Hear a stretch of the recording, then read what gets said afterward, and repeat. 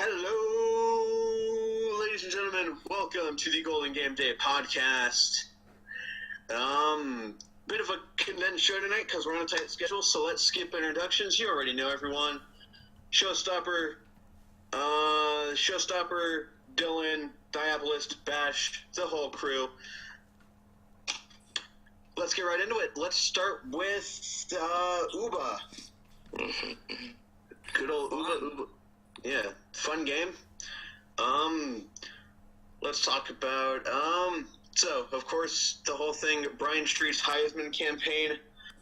I would take that sort of Brian Street Heisman thing and replace it of,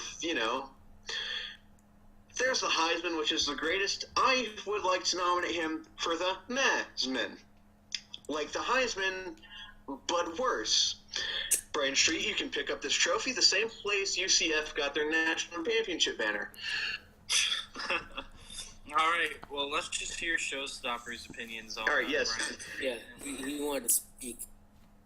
Yeah. This is like Christmas morning for me. What Heisman campaign are we talking about again? I don't think Brian Street had one to begin with. He played Bowling Green and Tulsa. He padded his stats practically.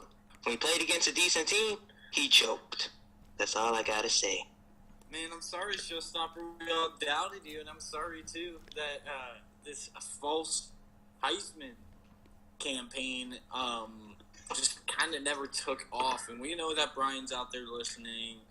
Brian, maybe you should stop listening to us and maybe watch some film on Utah. Well, what good would that do for you now? Yeah. I told y'all.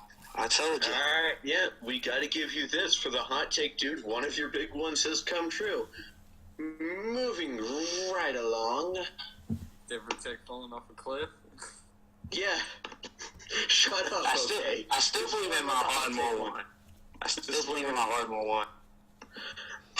All right, so now moving right along, let's go Nebraska State versus Northwestern, which I'd like to also introduce a new thing, I'll call it the Shinosky meter of how accurate the game actually is on finding Ben Shinosky. This one, 0 stars. They were looking for like a 5'11" short white punter. They picked like a big black linebacker, which is like the opposite. And of course, general, it's NSU, it's Northwestern, kind of a back and forth game of sorts. Some throws that 100% should not have been made were made somehow. What do y'all got? I think it is a highlight now that not only is Shinosky able to throw the ball, he's able to kick field goals too. Hit a 44-yard field goal in this ball game that proved to be rather crucial. So, yeah, but in all seriousness, Nebraska State's rolling a little bit now. And they just find ways to win, since other than the Nebraska game, these 3 games, they've really just found ways to win in more unconventional ways than you would think. And Shinosky is the leader of that. And I'm not completely sold on Shinosky yet, but he's making it hard to doubt him. Shinosky had a good day, but my problem with Nebraska State was some of the play calling, like the fake punts, fake field goals. Like you gave Northwestern good field position with that.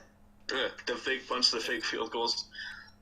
This is just one of those games that went down to the wire, but weren't really entertaining anyway. Yeah. Of course, the play call, was it reckless? Was it gutsy? I like to propose the word Rexy to describe the play call. Now, moving along. Like how Baker Mayfield woke up dangerous, Nebraska State's coach woke up frisky. Nebraska State's Nebraska State's head coach woke up with a brain injury. Well, to be fair, Brian Shinosky is the punter. Brian Shinosky. Or, gosh. Shinosky. Shinosky. There's presumably 8 of them. Brian Shinosky. I still got Brian. His long lost brother, Brian. Let's move on. Alright, back on track. Alright, so what was the final game? Ardmore, Louisville. What did you really expect? It's Ardmore. It's Louisville. The secondary has gotten better over the past couple of weeks. I mean, yeah, but, is Louisville with not Teddy Bridgewater, not Lamar Jackson, but Jawan Pass really the best test? I'll take anything with Ardmore. Let them get confidence. Trash and Puma Pass over here. That's disrespectful. I will give him that he has the best name in college football, but still. Dude, it's going to be hard. It's going to be hard to really take too much from this game because we're still not sure how legitimate Louisville is. And it's all about conference play at this point for Ardmore. I'm still not sold on Ardmore yet. I still see them falling off a cliff come conference time. There are only 3 teams that we can say with confidence that they'll more than likely get 10 wins, and that would be Midland State, that would be ACU, and that would be Denver Tech. Yeah, I'll probably say 2-win teams because I don't know how Midland's going to be this year. Their quarterback's play is very questionable. And Amarillo, don't leave out Amarillo on the 10-win train. Amarillo, undefeated, Amarillo kicker. See, instead of Brian Street's Heisman, get the kicker's Heisman campaign started. Yeah, gotta put that on Twitter instead of, the Saints replay. They're going to beat Michigan State next week because of him. Yeah, they're going to win games like that one, Cardinals game where Jay Feely kicked, 7 field goals and won them the game. Well, now I got a bone to pick with Showstopper. Oh, Lord. The play hasn't started yet, so because of that, after seeing out of conference, my favorite to win the conference right now is Midland State. And you said something about their pass game being bad? No, I said ACU. Wait, no, I said ACU's pass. Midland, I got winning it all still. I thought you said ACU. Or No. I said ACU's. I like Midland. I got Midland to win it all. Yeah, I do too. All right, we're on the same page. Never mind. we went from controversy to agreement faster than Italy can switch sides in a world war. I swear he said Midland State. I swear. Yeah, Midland State, ACU. I can see where you'd get confused. I think he mistakenly said it. Midland State. Let's move on. All right. Oh no, I got Midland State winning. I might have said Midland. I meant ACU. I will take apologies. I'll hear that on YouTube in the video. We're all good. Oh my God! It's a miracle. Showstopper is being apologetic. I am apologetic, except not when it comes to Brian Street. I'm mainly right most of the time. Fans can enjoy this. Yeah, with everyone except Brian Street, Ben Shinosky, and the most controversial quarterback, Bren Street. All right. We ready to some questions? All right, give us some questions. Right in the podcast talk chat. But the one team I hate this season when it comes to pick 'em is Shreveport. I hate Shreveport. Just pick for them.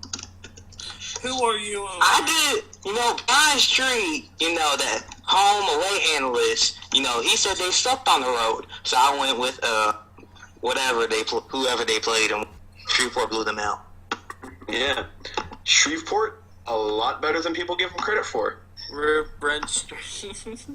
Rip Bren Street. I told y'all Brian Street was overrated. I don't know who started his Heisman campaign. He played Tulsa and Bowling Green. Brian Street started his own Heisman campaign. Yeah, Brian Street started the Brian Street Heisman campaign. Yes, but then y'all guys jumped on his hype train. Then all these Yuba fans start coming at me. I didn't hop on the hype train for Brian Street. Yeah, I hopped on the hype train. See, I should have another bold prediction going on. Ardmore falling off a cliff. Now, Tiebreaker already broke his bold prediction. Denver Tech falling off a cliff. I mean, it's not. That's what they did in Hawaii. It's Hawaii. Whoa. I said Hawaii. You see what they did to Michigan? You see what? There you go. That's a better example. If you're going to use an example, you can't use John Ursula and say he's the best receiver in the country. They beat the best. Ooh, hold up. What are our thoughts on Camu? Gold Glover asked. I think Camu, they're pretty okay. I don't see them doing anything. I could see them being top 2 in the West. Yeah, they could be top 2 in the West, but why are you all Camu fans? I'm not. I'm liking their balanced offense and their defense is playing good. Yeah, I'm talking to the all they have to do is just hold on to the ball to beat Denver Tech. That's all they got to do is just time of possession, hold the ball, no turnovers. Okay, so I think the thing with KMU is they are in the tougher division, and not a whole lot of people are really giving them any sort of shot against Denver Tech. So that's why people are going to be doubting them right now. Yeah, Denver Tech can be beaten. Anybody can be beating. Oh, they've been beaten in the past. They got beat by Texas. They were exposed in the national championship. They were beaten also by Ardmore. We know this team is not unbeatable, especially because Jurkinian Timmons is gone, and as much as you don't like him through the air, he could run the freaking ball. There's a reason why he won a Heisman. Yeah, he was just a glorified running back. That's the thing. I will believe in Camu when conference play hits and they prove themselves. Yeah. That is true. So is that going to be all for tonight? I believe so. Do we have any more questions? Last call. One more question. Hold on, but I have one little point to make. Sharpie, Bren Streetsky, that is forbidden knowledge, and you will be fired upon if you say it again. As opposed to my personal favorite, Bren Street. Ben Street. Hold on, one more. We got one last question. What do y'all think Ardmore will finish? Don't take Sharpie she-oo-wooed. See, the future of Ardmore is so clouded right now. It's so far. It's very... You can't really tell what direction they're going in. They could fall off a cliff, like Showstopper said. They can also win maybe even the conference. They have a lot of talent. They have the pieces that fit in a system. The problem is with these guys, are they going to be consistent enough on a week-to-week basis to really compete with the big dogs, and maybe they can beat someone. Because 1 week, the defense is looking good. Next week, they're getting, aired out by Navy. Well, yeah, exactly. That's what I'm saying. The inconsistency for Ardmore is on the higher side, so we can't really oversell them right now. I mean, this is going to be a crazy race. We got a really stacked conference this year, probably more stacked than it's ever been. And I think if there was a year that Denver Tech would be challenged the most, it would be this year. Yeah, because this isn't Ardmore's best team in the past 3 years. I would say it's the worst one in 3 years they've had. I would say, yeah, I got that weakest team in a couple years. But they still got talent. The good thing is they do play in the East. That is true. That is true. Because national championships does not matter. The Big 12 championship is what matters right now for Ardmore, because I don't see national championship for them. Yeah, I don't think that's really a realistic possibility for anyone. Except for Ardmore fans. Some are saying national champions. They're crazy. Yeah. Go undefeated and win the Big 12. It's not that. I mean, they still have to play in Midland State and Denver Tech and Kansas State. I got Midland going 12-0. I see them winning. I'm not saying they're going to do it. It's just they've had 2 good years. The question is, can they capitalize on their 2 good years? No, I wouldn't say that, because I think the best year was the first season a few years ago. Yeah. They went to the Big 12 game. That was their chance to knock off a Titan like Denver Tech.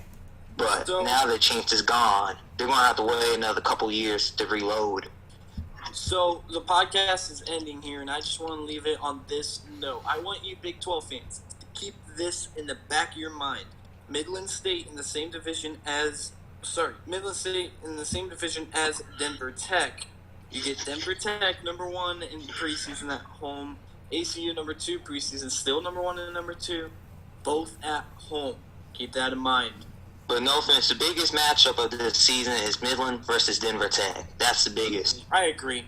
That's what decides everything. Whoever wins, that's going to win the division, possibly the Big 12. Or get a shot at the net. I don't know. All right, tiebreaker, take it away. All right, that'll be all for tonight's show. Thank you for coming, ladies and gentlemen, on the shortened schedule. And that'll be all. Thank you, and good night.